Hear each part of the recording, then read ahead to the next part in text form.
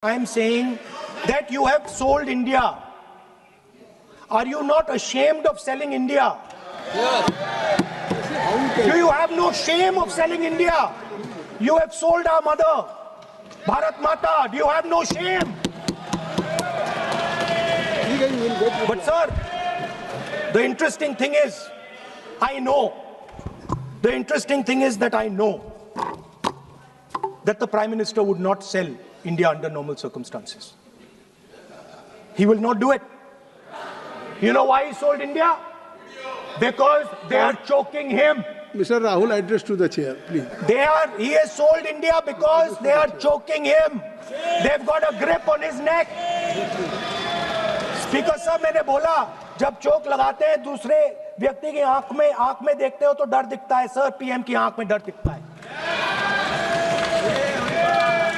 दिख रहा है सर आंख में आंख नहीं मिला पाते हैं। स्पीकर सर दो चीजें हैं सर, एक sir Epstein case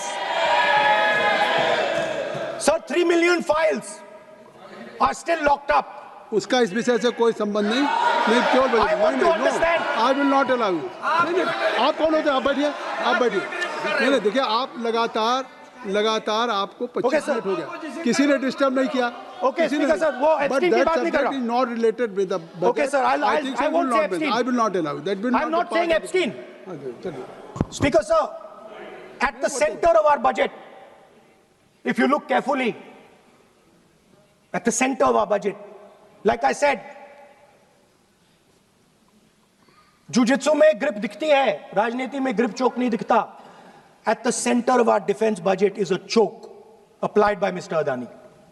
So I'd like to talk about Mr. Adani and the case in the United States against Mr. Ambani, because that is a central part of the budget. Point of order जो आपने ruling दिया है, मैंने तब भी कहा, राहुल गांधी जी ने बार-बार रिपीट किया है, हमने फिर भी कहा कि आप नेक्स्ट सब्जेक्ट पे जाइए, हम लोग सुनने के लिए बैठे हैं। आप फिर से रिपीट किया, दो तीन मुद्दे आपने प्रधानमंत्री जी का नाम लेकर के आप जो शब्द इस्तेमाल किया और जो आपने एलिगेशन लगाया, मैं चेयर के माध्यम से मैं आपको अनुरोध करता हूं और ये मेरा डिमांड भी है कि आपने जितना एलिगेशन लगाया है, चेयरमैन ने रूलिंग देने के बावजूद भी आपने एलिगेशन लगाया, आपको ऑथेंटिकेशन करना पड़ेगा, क्योंकि आप लीडर ऑफ अपोजिशन है, आप मामूली आप सामान्य सदस्य नहीं है, you are the leader of opposition.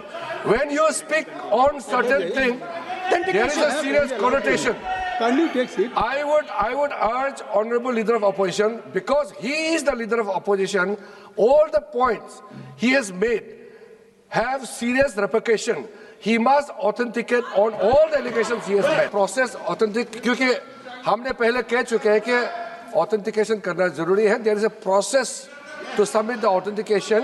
वो तो हम मांग करेंगे और leader of opposition ने भी माना है कि वो करेंगे.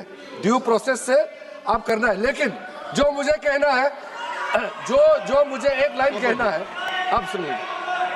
राहुल जी ने कहा कि हमारा देश, भारत देश को आपने सेल कर दिया है. मैं सदन में कहना चाहता हूं, आज तक कोई माइके लाल पैदा नहीं हुआ जो भारत को सेल कर सकता है, कोई खरीद सकता है, नहीं हो सकता है.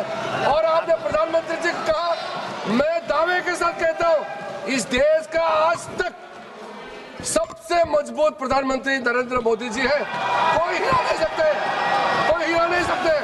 आपका कहने से क्या होगा? आप लोगों ने देश को इतना कमजोर बना के रखा है. 2014 तक हमारा देश को आप लोगों ने क्या हालत बनाया. राहुल गांधी जी का एक आदत जो बहुत खराब ये है, झूठ बात, गलत बात बोलने के बाद तुरंत हाउस छोड़ के भाग जाते हैं. ये ठीक नहीं है.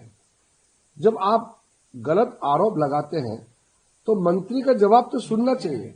आज उन्होंने इधर उधर का कई बातें उन्होंने की है, तो जब वित्त मंत्री जी इसका जवाब देंगे 5 बजे तो रहना चाहिए. मैंने तो सदन में कहा कि राहुल गांधी जी को सुनने का भी आदत डालना चाहिए और सदन में बैठ करके सुनना चाहिए, वित्त मंत्री का जवाब सुनना चाहिए. वो तो भाषण देने का साथ साथ उठ के चले गए और उसके पीछे पीछे उसके कुछ मेंबर भी चले गए। तो आखिर में मैंने उनको याद दिलाया कि भारत देश को ना कोई बेच सकता है, ना कोई खरीद सकता है। इस देश का मूल्य, इसका कीमत कोई लगा नहीं सकता है। तो आराम से राहुल गांधी बोल दिया कि भारत को बेच दिया और कोई भारत को खरीद लिया। ये भारत को कोई सोच भी नहीं सकता है खरीदने बेचने का। इसलिए मैंने कहा कोई माई के लाल पैदा नहीं हुआ तो इस देश को खरीद सकता है, बेच सकता है। और बार बार मोदी जी को सरेंडर किया बोलता है। अरे 2014 से पहले भारत 11वें स्थान में है। लोगों के सामने में जाके हाथ फैलाते थे और लोग कहते थे कि भारत तो फ्रेजाइल 5 है, इकोनॉमी बहुत कमजोर है, टूटने वाले हैं, भारत को कोई सीरियसली नहीं लेते हैं। अब हम टॉप 4 में आ गए हैं, टॉप 3 में होने वाले हैं। इतना 11 साल में इतना बड़ा छलांग लगाया तो कौन किया? मोदी जी ही तो किया है। तो मोदी जी आने से पहले 11वें स्थान, मोदी जी ने 11 साल में 14वीं स्थान, तीसरे स्थान प्राप्त करने वाला है। तो ये क्या अपने आप हुआ क्या? चिदम्बरम का भाषण सुना है आपने?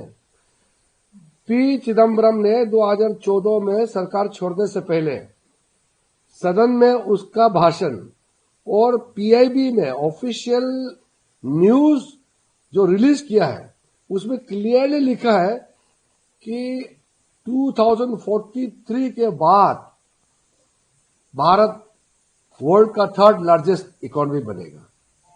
मोदी जी ने फास्ट फॉरवर्ड करके अभी 4था तो बन गया, अगले 2-3 साल में कितना जल्दी से हम आगे बढ़ रहे हैं, 3री स्थान प्राप्त करने वाला है।